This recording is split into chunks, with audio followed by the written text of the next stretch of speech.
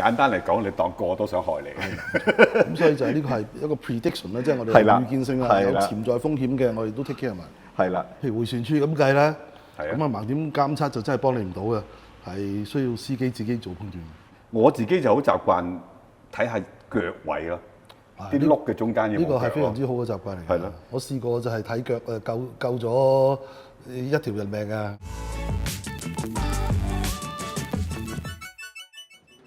咩係防禦式駕駛 （defensive driving） 咧？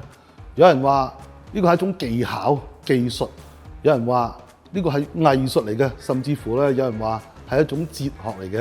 咁啊，我哋唔好講得咁複雜啊。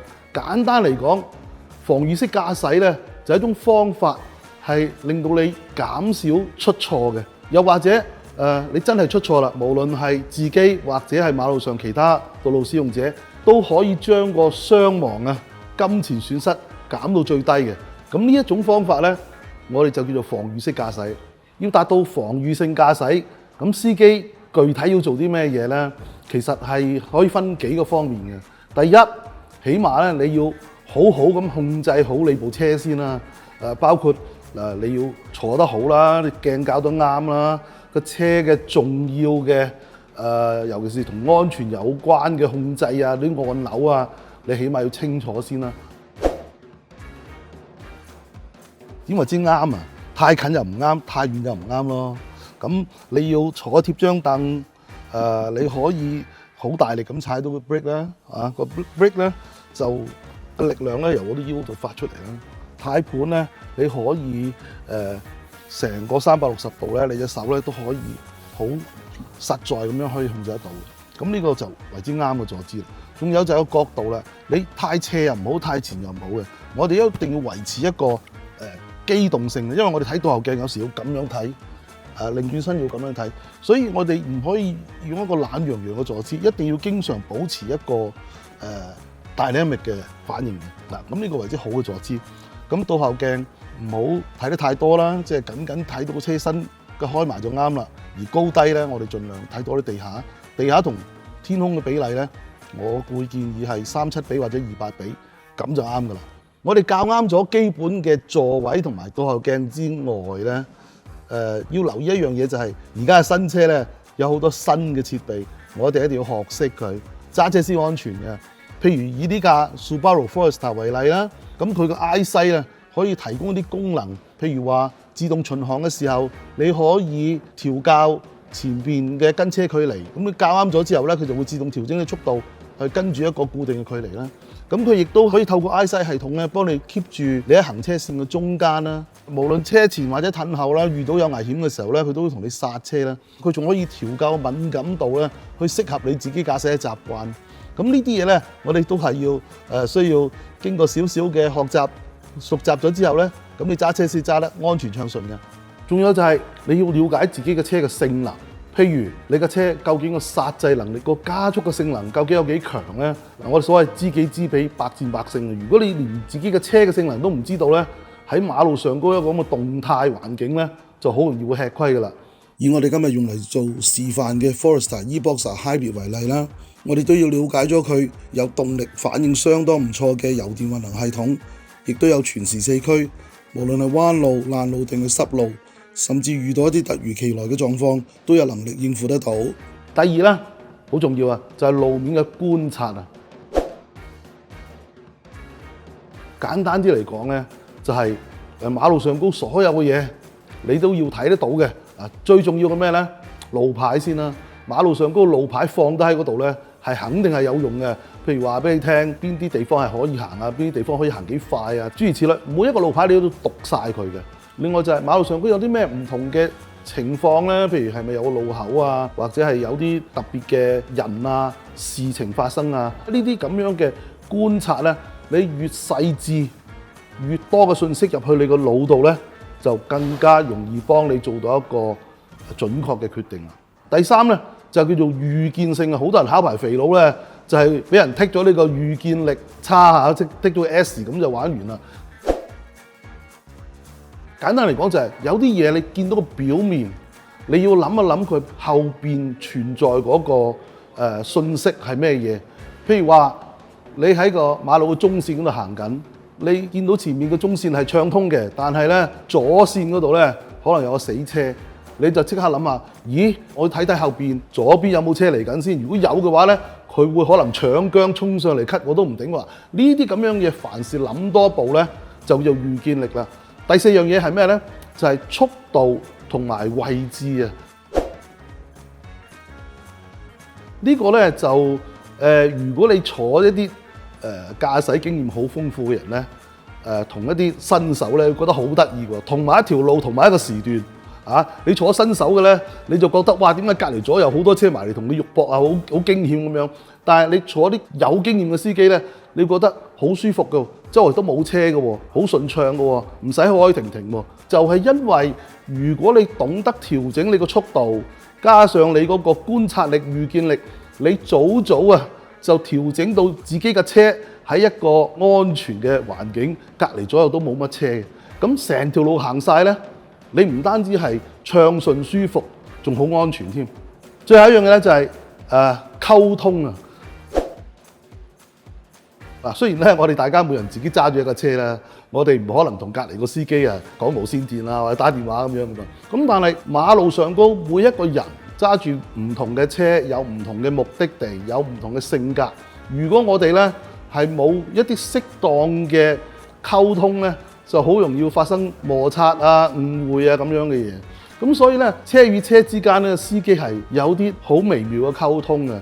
即係譬如你上 cut 線，你打個燈，咁後邊嗰架咧可能會收慢俾你咧，咁你 cut 出去之前咧，你打個手，咁對方確認你嗰個動向啊，就好安全咁樣完成咗一個咁樣嘅動作。大家唔好以為所謂溝通嘅意思就係話危險啊，我就響安啊，或者閃燈啊，諸如此類。呢啲當然係去到緊急情況之下其中一種溝通，但係我哋車與車之間呢啲細動作咧，大家互相尊重啊，你讓咗我又say 個 thank you 啊，咁呢啲咧做得好嘅話，唔單止係安全暢順，成個路面嗰個氛圍咧成個城市都會文明啲嘅。以上我哋講咗幾點防禦性駕駛嘅綱要咧，如果大家做得到嘅話咧，就已經係一個相當之唔錯嘅司機嚟嘅。咁但係當然啦，紙上談兵冇用嘅。咁我咧就同 Edmond 揸住架車兜勻晒市區同埋 highway， 咁就捕捉一啲唔同嘅情景係可以應用呢啲防禦性駕駛嘅理論嘅。咁事不宜遲啊，我哋一齊睇片啦。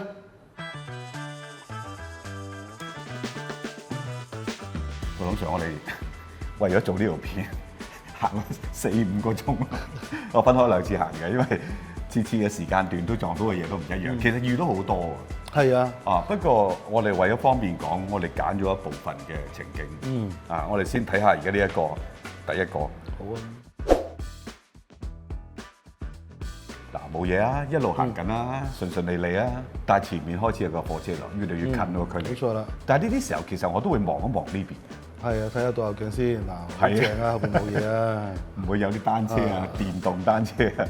嗱，咁停車啦，防禦性駕駛咧，我哋建議停車嘅時候咧，有嘅基本要求就係假定前面嘅車真係忽然之間壞咗，開唔到車死咗火，我哋都唔需要話大費周章又褪後啊又成啦，都可以成功地扭到個車出去啦。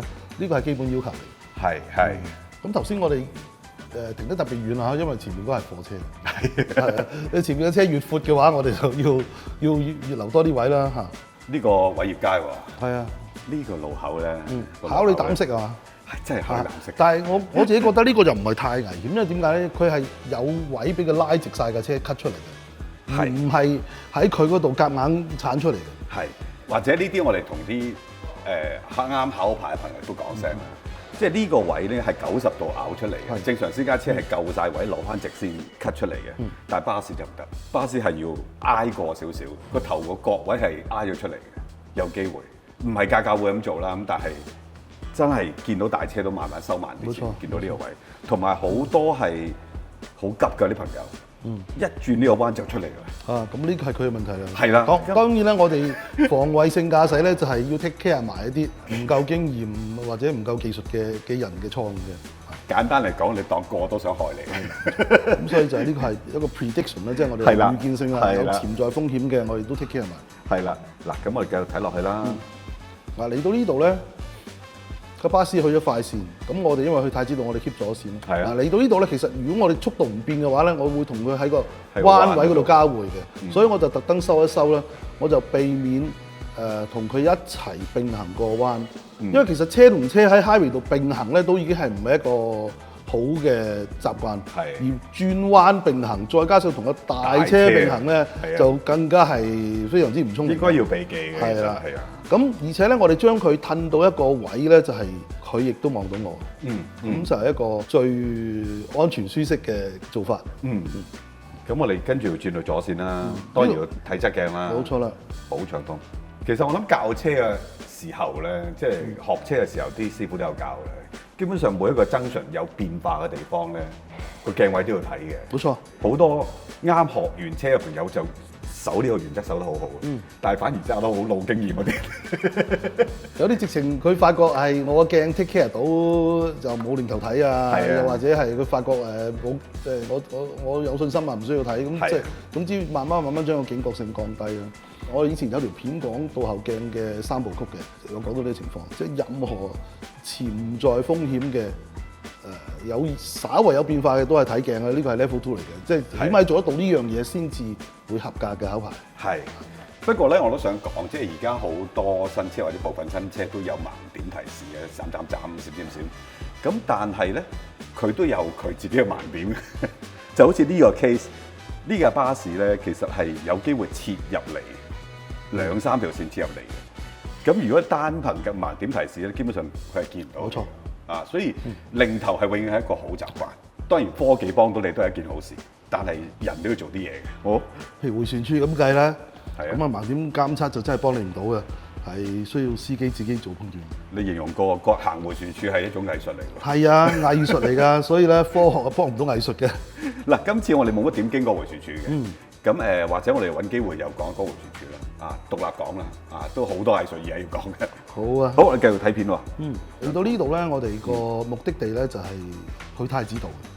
咁本來咧係基於你唔爬頭咧，就冇必要就唔好行快線啦。咁我哋 keep 住呢條線係啱嘅。咁但係咧，因為我比較熟呢條路啦，所以咧我就預見到呢度有啲潛在風險，所以咧我就嚟到呢度，去到新蒲崗咧，我就 cut 咗去快線。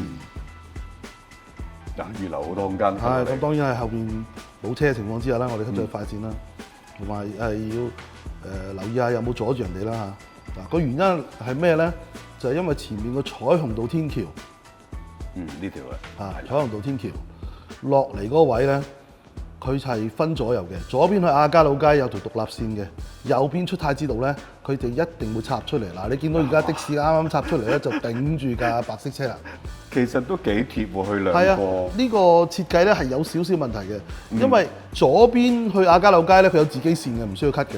咁成日司機揸慣咗，佢以為落橋嘅時候有自己線，但係去右邊行太子道咧係冇自己線嘅，要 cut 出去嘅。而嗰個路口咧係好短，但係佢哋落橋嗰個車速咧好快，係快嘅。係東九龍嘅朋友咧，可能都即係眼見都唔少意外喺呢個位發生啦。係啊，因為頭先個 case 咧，其實我就覺得兩部車都太過大意。係啊，白色車應該去到嗰位係應該收一收。係啊，雖然你係主線，你又可以咁講啊，但係唔係主線大晒，都係避免意外為原則啦。係啊。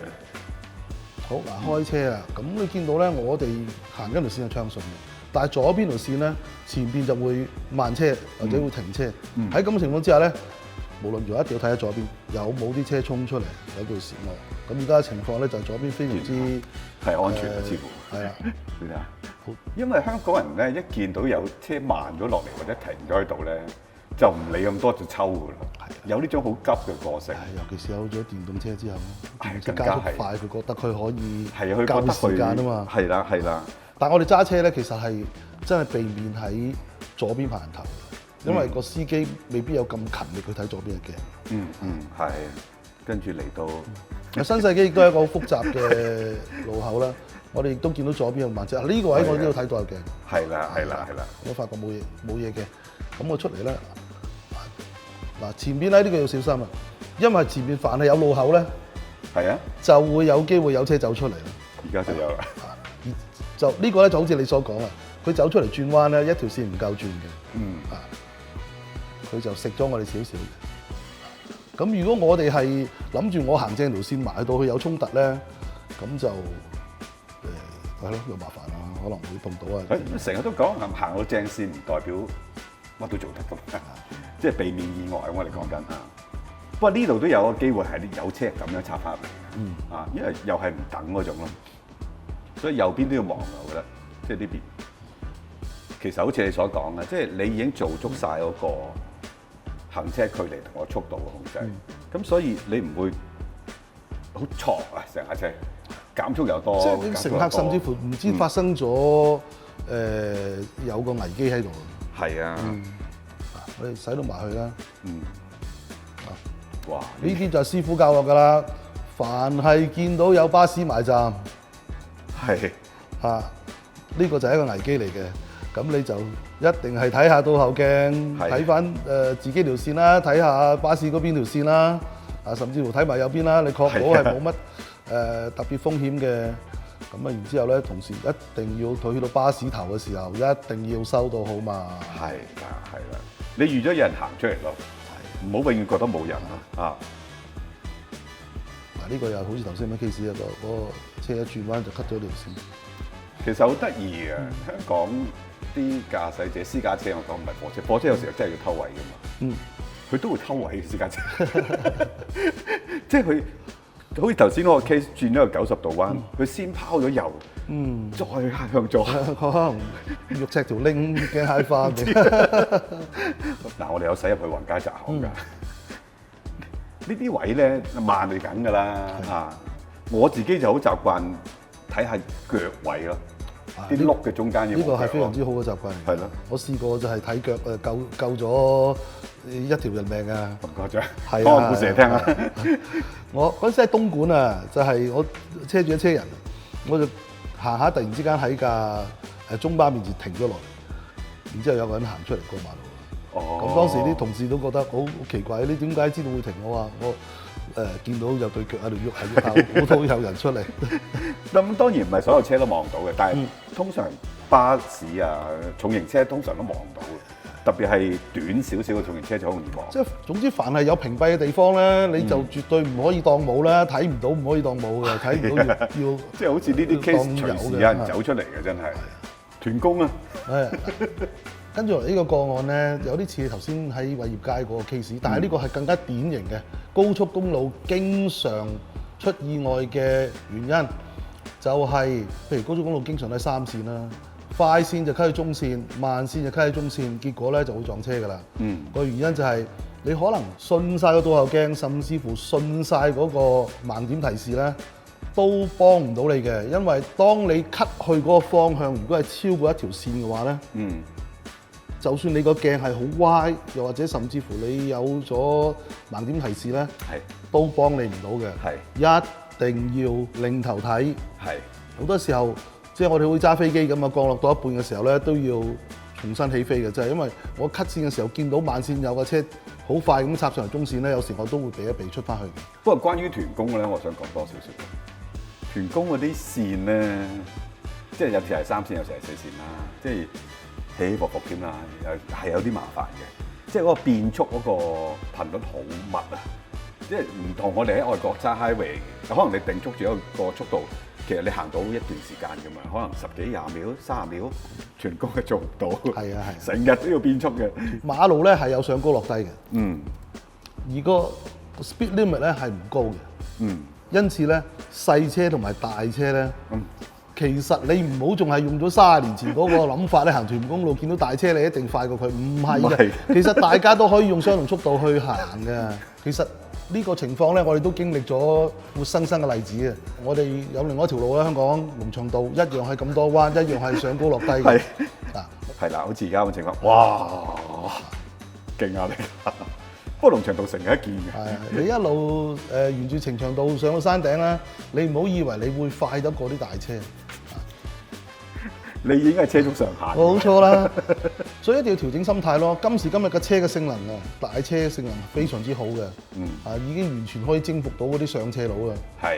咁但係咧，每人對於個 speed limit， 對於個路牌嗰個遵守程度咧係唔一樣嘅。咁如果你習慣咗，你點都唔會超速嘅話咧，咁你就唔使諗啦，你一定會買嗰啲大車嘅，咁你就唔好逞強啦嚇。仲有隻龍翔道真係要講一講，嗰度唔屬於快速公路，所以大車係好多時候真係未必遵守嗰個，一定靠晒左嚟行。冇錯，佢仲有能力快過你嘅，即係你前面你見到有個大車喺快線頂住你，其實佢唔係頂住你嘅。因為你見到佢大，你以為佢 suppose 你應該係行埋一邊啊。係啊係啊。其實當你追到佢嘅時候，你已經超咗速㗎啦。係。所以既然係咁嘅話咧，我自己覺得前邊嗰個如果係大車，尤其是係泥頭車嘅話咧，你應該放遠啲添。唔係佢彈嚿石出嚟嘅話，你仲都係嘅，都係嘅。咁我哋又翻去屯公啦。係啊。因為大把嘢講屯公。咁其實我哋講緊話意外咧，即係除非你自己撞爛撞山冇得講啦，否則嘅話咧就係車撞車。咁有乜辦法可以避免車撞車咧？如果隔離左右都冇車就冇得撞啊嘛，係嘛？適當嘅時候利用嗰個速度啊，去調整自己嘅位置，咁啊唔好同人哋咁夾埋一齊啦。譬如喺屯門公路咧，我哋經常都有呢啲情況嘅。我哋遠遠見到前面有一堆車，如果我個速度不變嘅話咧，我好快咧就會匯入嗰堆車裏邊㗎啦。咁當然啦，我哋唔可以話大幅度調整車速嘅，我哋仲要睇環境啊，睇下倒後鏡啊，有冇影響其他。如果係可以嘅話咧，我哋 hold 一 hold 就得㗎啦，因為前面嗰堆車咧，只不過係一個瞬間嗰個或然率堆埋一齊啫。你俾分零鐘佢嘅話咧，快嘅會走咗去㗎啦嘛。係啊，咁會有快有慢㗎嘛。咁到時走鬆咗，我咪再埋去咯。咁當然啦，都係講一句啦，唔影響成條馬路個節奏。譬如我哋而家望一望倒後鏡。後邊冇乜嘢嘅，冇影響人哋嘅。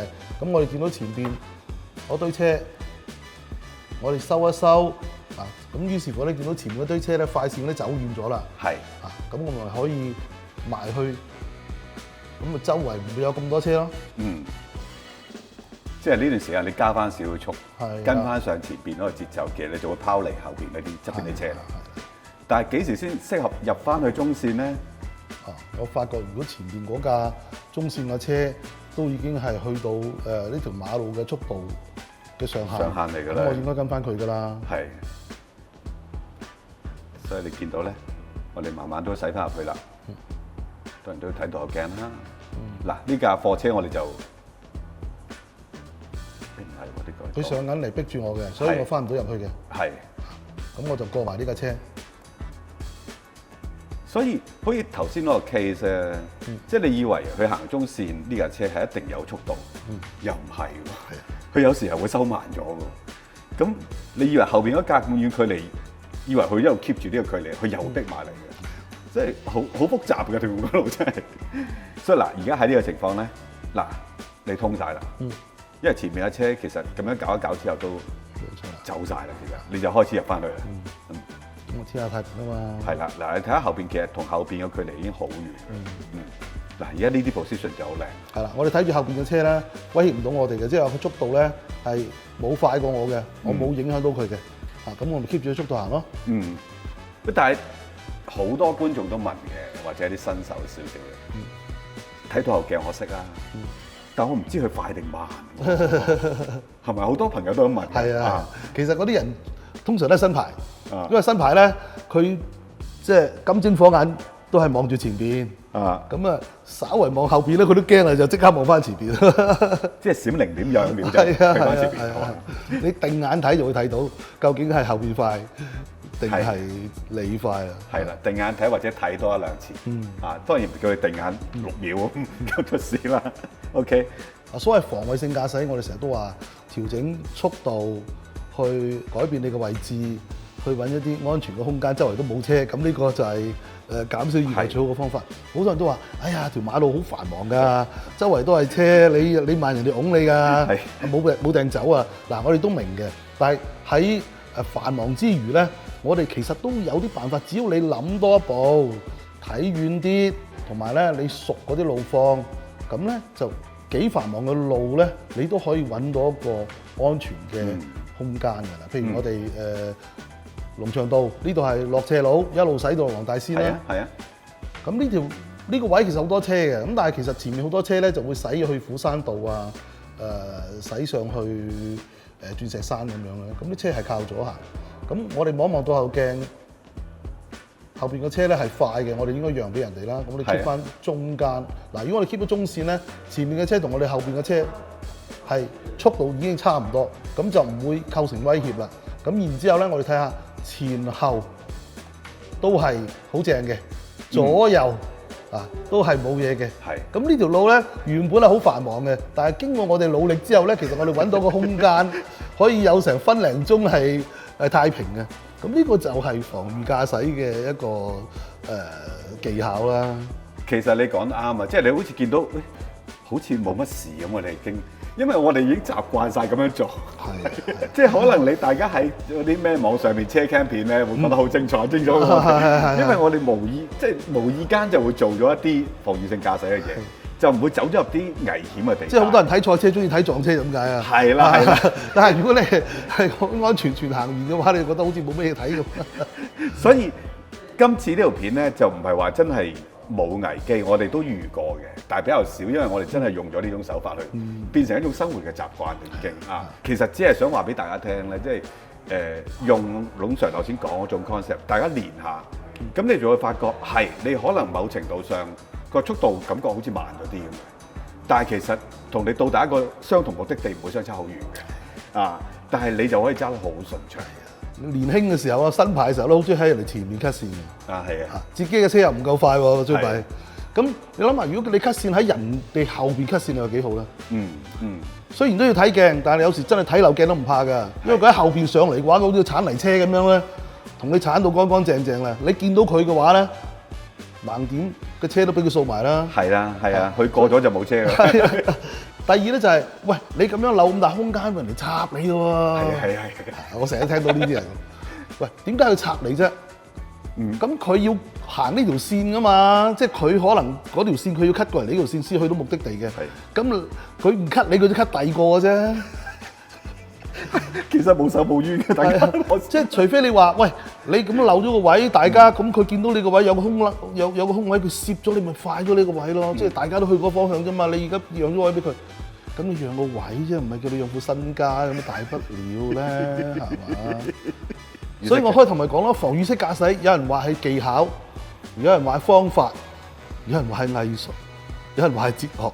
啊！你可以話咩都係，其實講嚟講去真係講呢度，心態最重要。心態緊要啊！